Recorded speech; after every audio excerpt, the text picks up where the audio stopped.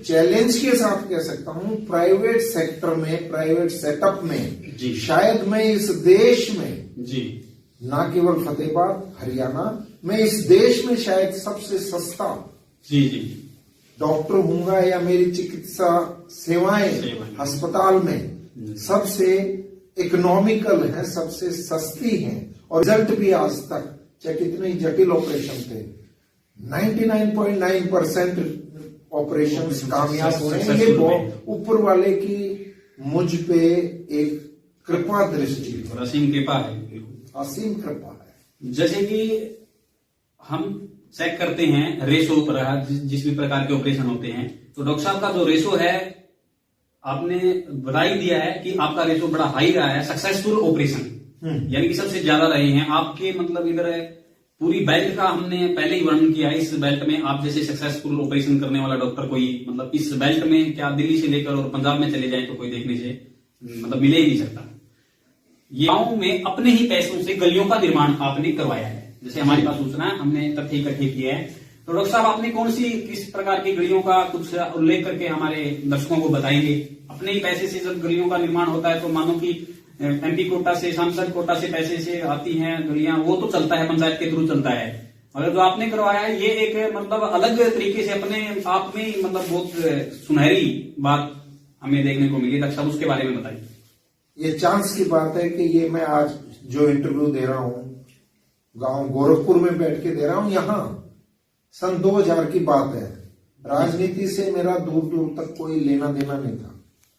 जब यहां सरपंच जग्गा जेलदार, जगदीश जेलदार जी और कुछ और साथी आए थे मेरे पास कि 2 गलियों के निर्माण की समस्या आ रही थी। एक खाती वाला चौक है, हाँ जी खाती, वहां घुटने घुटने कीचड़ रहता था और आपस में कुछ लोग वहां गली का निर्माण करवाना चाहते थे और कुछ उसमें बाधा डाल रहे थे जी। लेकिन बहुत मुझे खुशी हुई, मैंने वहां वो गली बनवाई, दान दिया, राशि दी जी, अपने जेब से खर्चा दिया और वो गली का निर्माण हुआ। वो झगड़ा भी मिट गया और लोग राजी हो गए। मैं उन लोगों को भी साधुवाद देता हूं कि उन्होंने मेरी बात का मान रखा जी। और 2-3 गलियां और बनवाई गांव गोरखपुर में ही अपने पैसे से उस वक्त। और जगह जगह गांवों से आ जाते थे, डॉक्टर साहब ये भवन का निर्माण है, ये स्कूल में कमरे का निर्माण है, इस स्कूल में पंखों की जरूरत है, दान दें, कूलर दान दें। तो ये करता रहा हूं। गिनवाना तो क्या है, कोई नेकी के काम में गिनवाना नहीं होता। नहीं, जैसे कहा कबीर ने कहा नेकी कर दरिया में डाल, मगर आज का जो टाइम है डॉक्टर साहब, नेकी कर दरिया में डाल, थोड़ा उससे पहले नेकी कर एक बार बता, थोड़ा दरिया में डाल, क्योंकि पता नहीं लगता लोगों को। लोग मतलब जो इस प्रकार के सामाजिक कार्य करते हैं तो उनका हमें पता ही नहीं होता। और जैसे हमारे साथ में कोई सामाजिक कार्य करने वाले और भी होते हैं, उनका हमारे पास रिपोर्ट आती है तो हम अपने आप को कहीं उसमें छोटा महसूस ना करें। और गिनवाने की इसमें कोई ऐसी बात नहीं होती। बाकी थोड़ा जनता को पता लगने से जनता भी पहुंच जाती है, सहयोग के लिए पहुंच जाती है, हॉस्पिटल की सुविधाओं के लिए पहुंच जाती है। कैरियर ओरिएंटेड बच्चा कोई है, उसको लेकर कोई 5 इंसान पहुंच जाते, डॉक्टर साहब इसकी हेल्प करो, इनसे हमें भी पता लगता है। और बड़ी अच्छी फैसिलिटी मतलब आपने ये जो बताई है जी। डॉक्टर साहब जी, आप राजनीतिक एरिया के बारे में भी कुछ हमारे दर्शकों के साथ में साझा करेंगे एक्सपीरियंस? जी जी। हुआ ऐसे कि मैं मेडिकल कैंप्स लगाता रहता था जी, बच्चों को पढ़ाता ही रहता था जी। जूते जुराब कापियां जिनको जरूरत थी। तो चौधरी भजन लाल जी उस वक्त प्रदेश अध्यक्ष थे जी। उन्होंने बुला लिया कि हमने इलेक्शन लड़वाना है। मेरा राजनीति से दूर दूर तक कोई लेना देना नहीं था जी। बहुत मना किया मैंने भी, मुझे राजनीति नहीं आती, ना करनी है जी। वो बोले हमने लड़वाना है, लोग आपको चाहते हैं जी। बाई इलेक्शन था, चौटाला साहब का राज था, उनकी सरकार थी हरियाणा में।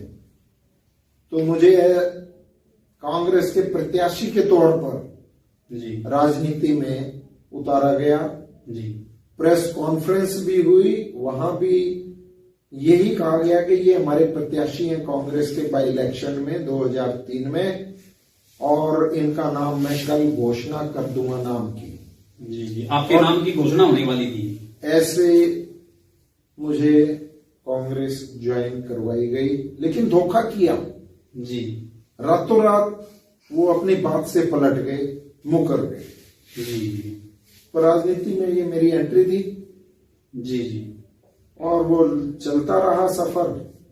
2014 में भारतीय जनता पार्टी के लोग और ऊपर उनके महासचिव, राष्ट्रीय महासचिव, उनका ऑफर आ गया, डॉक्टर अनिल जैन जी कि ज्वाइन कीजिए, बीजेपी ज्वाइन कीजिए, भारतीय जनता पार्टी ज्वाइन कीजिए, हमारी पार्टी ज्वाइन कीजिए। जी जी। और हम आपको, हमारा कैंडिडेट हमारे पास फतेहाबाद में नहीं, हम आपको अपना उम्मीदवार बनाना चाहते हैं। ऐसे मुझे बीजेपी ज्वाइन करवाई गई जी। और उन्होंने भी वही धोखा किया जो भजनलाल जी ने मेरे साथ किया था, वही काम भारतीय जनता पार्टी ने किया जी। 2019 में फिर भारतीय जनता पार्टी ने मेरे साथ धोखा किया और लोगों को उम्मीदें बहुत थी, तो मुझे मैदान में उतरना था जी। और मैंने चुनाव लड़ा और लोगों ने बहुत प्यार उड़ेला जी जी, बहुत अपना आशीर्वाद दिया जी। उनका स्नेह था जी कि 74,000 से ज्यादा वोट हासिल किए लोगों का, ये प्यार दर्शाता है जी, उस पर भरोसा दर्शाता है। और उम्मीद है आगे भी जी, अगर कांग्रेस पार्टी में, आज मैं कांग्रेस पार्टी का सदस्य हूँ जी, जो भूपेंद्र सिंह हुड्डा ने कि उसमें छत्र छाया में मैंने कांग्रेस ज्वाइन की है जी जी जी। और उम्मीद है अगर पार्टी हाईकमान ने टिकट दी जी जी, तो लोग अवश्य इस बार साथ देंगे और हम कामयाब भी होंगे। जी जी। जिस प्रकार भजनलाल परिवार ने आपको मतलब दिलासा दी, मगर वहां पर टिकट का जब बंटवारा आया तो आपका नाम वहां पर उन्होंने नहीं दिया। उसी भाई भतीजावाद, भाई भतीजावाद के चक्कर में मतलब आपने मतलब सामने आ गया और वो भतीजा विधायक बन के भी भजनलाल जी का नहीं हुआ। जी जी जी, हाँ जी, बिल्कुल। और क्या कहेंगे। और रही बात है बीजेपी पार्टी की, बीजेपी पार्टी में जब आप मतलब ज्वाइन किए तो बीजेपी पार्टी की तरफ से मतलब वहां पे भी किसी और चेहरे को खड़ा करके इलेक्शन वहां पे उस मौके पे हुआ, तो वहां पर भी टिकट के मतलब उसमें, मगर बीजेपी भी वहां से हार गई थी उस टाइम पे इलेक्शन। हाँ, मगर वो जीत नहीं पाई। खास लोग कहते हैं काश अगर डॉक्टर साहब को टिकट दी होती तो मतलब बीजेपी की टिकट वहां से पक्की कंफर्मेशन मानते थे। और अब कांग्रेस के साथ डॉक्टर साहब जी हैं, बड़ी उम्मीद है, जनता को बड़ी उम्मीद है और हुड्डा साहब मुख्यमंत्री बनेंगे। जी, हम आपकी बड़ी कामना करते हैं, प्रभु से भी मंगल कामना करते हैं। ऐसे तो मैंने लगभग 600 के करीब फ्री मेडिकल कैंप गांव में लगा चुका हूँ। हाँ जी, हाँ जी। पिछले 32 वर्षों में 600 के से अधिक ही कैंप में लगा चुका हूँ, जहां फ्री चेकअप के साथ साथ दवाइयों का वितरण भी फ्री किया है जी, और अल्ट्रासाउंड भी उन गरीबों के फ्री किए हैं और लगभग 10,000 ऑपरेशन में गरीब मरीजों के फ्री ऑफ कॉस्ट कर चुका हूं। इन 32 सालों में मैं भाग्यशाली हूं। और एक गरीब कन्याओं की शादी का रहा तो 300-400 से ज्यादा, मुझे ध्यान नहीं है, गरीब कन्याओं की शादी में भी मैं कुछ ना कुछ सहयोग कर चुका हूं और कुछ बच्चों को एएनएम और जीएनएम भी मैं अपने खर्चे पे करा चुका हूं। ये छोटी मोटी ये हैं, चलती रहती हैं। 600 और कैंप 2 से ज्यादा बच्चों को मैं बाहर भी, खिलाड़ियों को जो डिजर्व करते थे और बहुत गरीब थे जी, उनको मैं अपने खर्चे पर बाहर भेज चुका हूं और वो मेडल लेके भी आए हैं। ये बहुत मेरे लिए भी खुशी के क्षण है और मुझे भी संतुष्टि मिलती है कि चलो किसी की मदद हुई और उसने परिणाम दिए, उस बच्चे ने, उस खिलाड़ी ने, उसके भी कैरियर बना और जो पैसा लगा, जो भी सहयोग किया वो काम आया। इससे ज्यादा संतुष्टि की और कोई बात हो ही नहीं सकती। बिल्कुल, बहुत ही अच्छा लगा जी। और रही 600 मेडिकल कैंप, 600 मेडिकल कैंप मेरे हिसाब से रिकॉर्ड हो सकता है, क्योंकि बड़ी बड़ी जो एनजीओ संस्थाएं हैं वो 600 मेडिकल कैंप नहीं लगा सके, आपने 600 मेडिकल कैंप लगाए हैं और नियर बाई पास के गांव में ही लगाए गए हैं। ये तो बहुत ही मतलब आपका एक अच्छा यहाँ पे रिकॉर्ड हम मानते हैं। तो डॉक्टर साहब जी, आप मंजीत शर्मा मंच पर आए, आपने हमारे को बहुत अच्छे और सुनहरे शब्दों में सामाजिक सेवाओं के बारे में बताया, चिकित्सक सेवाओं के बारे में बताया, चाहे खेलों से रिलेटेड हो, गरीब कन्याओं की शादी से संबंधित हो, फ्री मेडिकल कैंप से संबंधित हो, मतलब आपने कोई भी फील्ड, मेरे को लगता है कि छोड़ा ही नहीं है, सारे के सारे जितने फील्ड है सभी फील्ड में आप एक बिल्कुल सूत्रधार की तरह खड़े हो। ग्रामवासी, फतेहाबाद वासी या फिर आजू बाजू जैसे गांव लगते हैं या दूर दराज से मतलब जो लोग आपके पास आते हैं।